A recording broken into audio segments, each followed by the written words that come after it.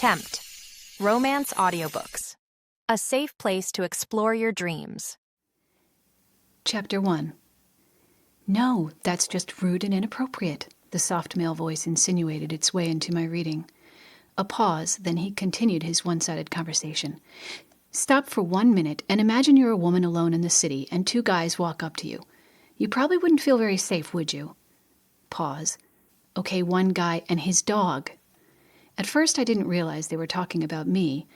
I was happily curled up in a comfy armchair with a copy of Patricia Briggs' newest book open on my lap, already enveloped by the satisfying welcome of a werewolf pack, albeit a fictional one. Yes, this is what my life had come to. It had been 10 years since I'd last seen a werewolf anywhere other than in a mirror, so I relied on books to get my pack fix. Depressing, but true. Momentary pleasure aside, the whole day had been one long mistake.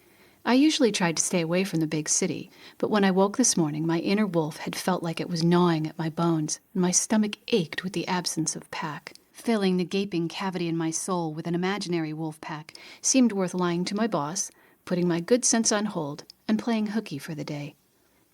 Only after I'd settled in a chair by the bookstore's front window, paranormal fantasy in hand, did I see the error of my ways, or rather, hear it. At first I'd merely blocked out the man's words as I drifted over to insinuate their way into my reading, but now I noticed the frustrated yet loving twist to the man's tone. Despite my better sense, curiosity made me peer up from my page and crane my head around to seek out the source of the conversation. The speaker was about my age, and he did have a canine with him, but the slight smile on my lips left over from overhearing his words was quickly stifled as I realized that the monstrosity was no dog. It was a wolf, and not just any wolf. The man's companion was a werewolf like me. While you might think that would be a good thing given the yearning in my stomach, I had kept my distance from other werewolves for a very good reason. Now is not the time to go back. I could feel my cheeks heating up, and the man's voice became distant as terror stole blood away from my ears, sending the nutrition to my tensed muscles instead. I had to get out of there fast. This danger was the precise reason I rarely came to the city. Even though the area was out territory, not owned by any wolf pack, who was to say I wouldn't bump into another werewolf drifting through? My father was an alpha, and I was aware that I smelled like the best kind of mate material to male werewolves. The alphas, especially, were used to taking what they wanted, and one glance into this wolf's eyes was all it took to prove he was as alpha as they came. The reality was that I had fled my home pack a decade ago to prevent a forced mating, and even though the packless ache in my stomach was a constant reminder of what I'd lost, in the light of day that pain still seemed like a good trade for my independence. No way was I going to let a momentary slip rope me back into being an alpha werewolf's pawn. I needed to get out of this wolf's sight immediately. Even though I hadn't paid for my book yet, I figured it was a worthy casualty to save me from being drawn back into the werewolf world. So I dropped the text onto the couch cushions, sprang to my feet, and speed-walked out the door, back into the seeming safety of the street. My car and freedom were only 2 blocks away, and I could almost taste how good it would feel to slam the door, pop the locks, and hit the accelerator. I could be back in my empty cabin in half an hour, this close call forgotten. But my car was still out of sight when I heard the bookstore's door open and close behind me. No longer concerned with appearances, I broke into a run. Stupid, stupid, stupid, echoing through my mind in time to the beat of my shoes on the pavement. I couldn't let myself believe that this is how I would be sucked back into a pack, due to a chance meeting in a bookstore while reading about fictional shifters. If I'd picked up Twilight instead, would I have been treated to a sparkly vampire? Even as that thought drifted through my adrenaline-charged mind, I realized that no one's footsteps pounded after me. I would be able to see my car as soon as I rounded the corner, and for a moment, I thought I might be safe. Maybe I'd misread the inquisitive gleam in the alpha's eyes. Maybe a random customer had left the store soon after I did, not a hunting werewolf. But I knew better. With one short bark, the wolf stilled my flight. Then the man's voice came a beat behind, asking me to wait. But it was the alpha's command, not his partner's words, that had stopped me in my tracks. Just like my father's orders had been impossible to disobey, now another alpha had taken away my free will with one bark. I was so angry and terrified, I almost expected to feel my wolf rising up through my skin the way it used to in the chief's presence. and for the first time in a decade, I would have welcomed her strong protection rather than being afraid of the wolf's wild nature and sharp teeth. Instead, I heard only my human mind, which reminded me that there was no sense in running now that I'd been snared in the alpha's net. Taking a deep breath, I let my shoulders slump as I succumbed to the inevitable. As much as I wanted to stay in place and ignore the approaching alpha, I couldn't let danger creep up behind me unseen, so I turned and waited for the duo to catch up. As they advanced, I focused on the man instead of the wolf for the first time and noticed that he was clearly a werewolf, just like his partner. He was also apologizing profusely even before he reached me. "I'm sorry, I'm really, really sorry," he exclaimed, switching the leash he held into his left hand so he could reach out to shake mine. "I'm Chase, and my very rude friend here is Wolfie." Although I was both terrified and angry, I liked Chase on sight.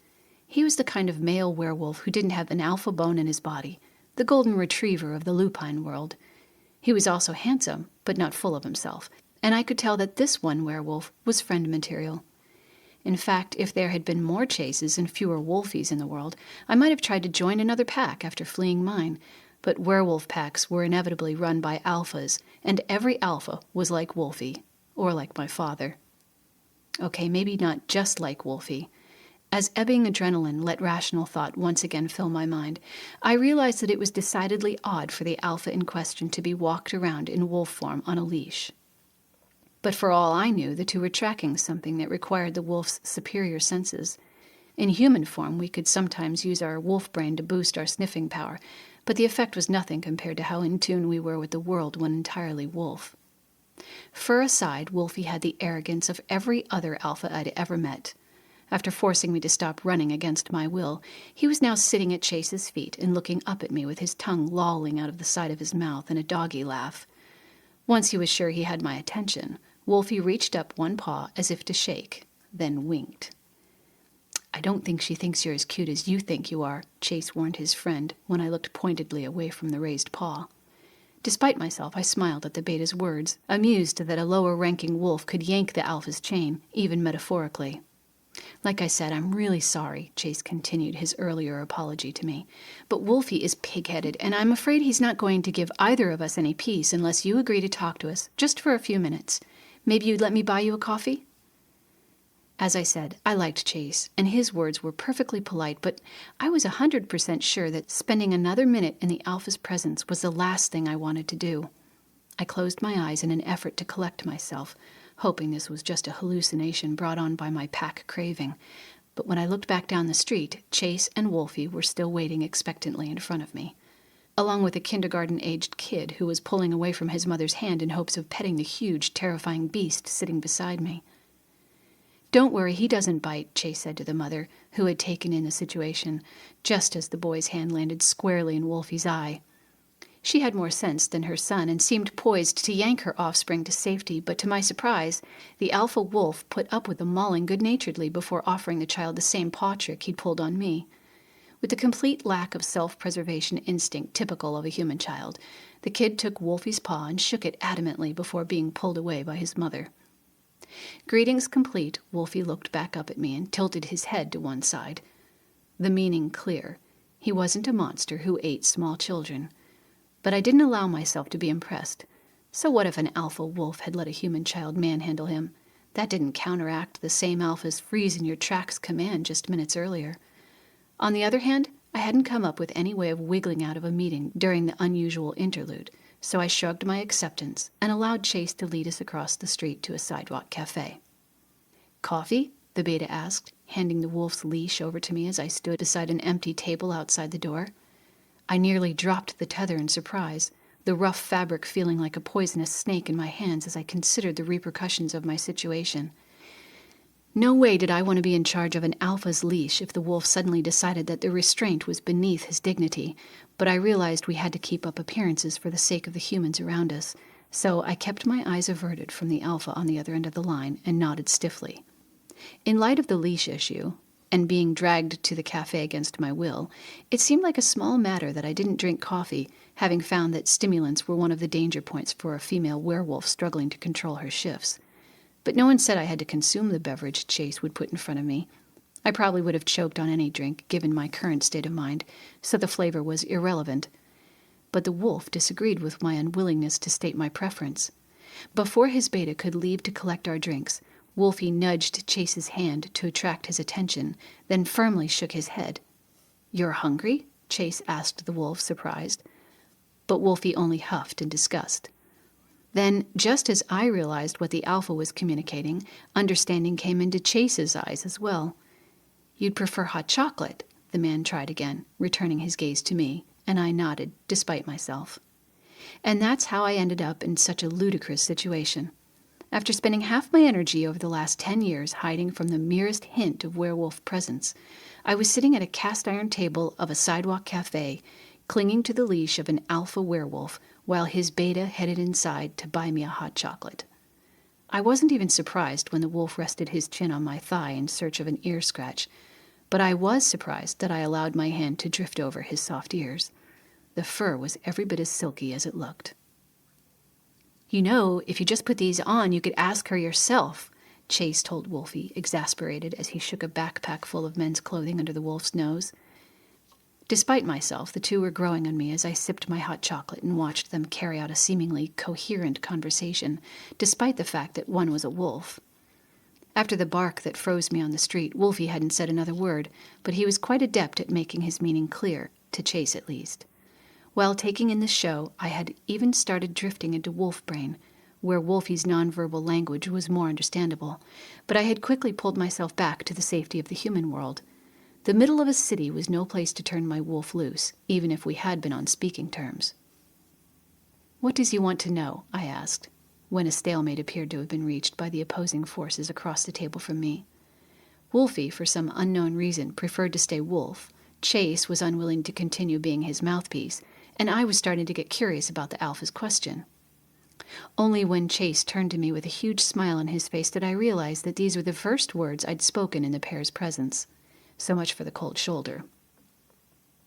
But I shrugged internally and decided there was no point in freezing out Chase anyway, since he seemed to be a nice guy. I was reserving judgment on the wolf. "Wolfie just wants to know your name," Chase answered. "But I can tell you aren't comfortable sitting here with us, and I didn't want to pepper you with questions until you had time to see we were harmless." In contrast to his alpha's demand for information, Chase's strategy for putting me at ease seemed to involve talking until the cows came home. So, with an effort, I pretended he wasn't a male werewolf and interrupted the monologue. "I'm Terra," I answered, looking straight into the alpha's eyes rather than at his beta. It was strange to be chatting with an alpha werewolf as if he were the guide down the street, but the wolf merely nodded his appreciation of the information, then peered at Chase as if to say, "I told you she wouldn't mind." I felt okay parting with my given names, since I figured neither Chase nor Wolfie would know the first name of the second daughter of an alpha from out of state, but I was careful not to offer a surname, which would have instantly linked me to a pack. Wanting to stay as anonymous as possible, I decided some misdirection was in order to turn the conversation away from a potentially tricky topic, so I shifted my eyes back to Chase. "And his name really is Wolfie?" I parried, hoping Chase would be willing to play along with my obvious attempt to talk about something other than myself. "Well, Wolf, actually," Chase answered, "but I always figured Wolfie made him seem a little more human." The alpha in question snorted, which sent a tremor of fear running through me until I realized the wolf was laughing, at which point I started breathing again with a jolt. "That's very literal of his mother," I said after a minute. Once my heart rate had slowed back down from the effects of Wolfie's laugh, I could feel my brow wrinkling as I tried to imagine naming a werewolf Wolf. We did tend to gravitate toward nature-oriented names, but this seemed more like the kind of appellation a 2-year-old would give his pet. "Well, it was my mother, actually," Chase said, turning his attention back to me. "We're milk brothers." The old-fashioned term suggested Wolfie had been nursed by Chase's mother and probably raised like his brother. It also explained why the less dominant wolf was able to hold his alpha on a leash, and why the two could communicate without words. Despite myself, I was becoming intrigued by the two werewolves in front of me, but Chase's next words pushed away my false sense of security. "So, which pack are you from?" the beta asked, and my jitters returned full force. Without meaning to, I stood, my chair screeching against the pavement as it was abruptly pushed backwards by my motion. Chase's words were enough to remind me that I was packless by choice and could easily be drawn back into this or another wolf's pack, which made my slowed breathing begin to race once again. What would prevent Wolfie from asking around about a 20-something werewolf named Terra, and what would happen when his words inevitably reached my father's ears? I would end up right back where I started, and all because I'd been stupid enough to imagine I was simply chatting with two strange werewolves whom I'd met in a bookstore. All of those thoughts zipped through my mind in the span of time it took to rise from the table, and by then the adrenaline had really kicked in. Fight or flight seemed to be my only options, so I fled. But I wasn't far enough away to miss Wolfie admonishing his friend. The wolf's easygoing demeanor disappeared in an instant as the alpha bared his teeth at Chase, who quickly averted his eyes in submission. If I'd needed any proof that Wolfie was just as overbearing as every other alpha werewolf I'd ever run into, this was it. Not that I'd thought otherwise. Well, not for long. I almost expected there to be other werewolves in the wings, just waiting to rope me back into the pack life from which I'd escaped. Instead, there was just Wolfie's commanding bark, ordering me to stop. But I wasn't a member of his pack, and I didn't have to obey. I ran down the street, and this time I didn't look back. You can listen to the rest of the book in the Tempt Romance audiobooks app, available on the App Store and Google Play. The link to the book is in the description. Discover even more bestsellers and exclusive stories updated weekly, only in Tempt Romance audiobooks.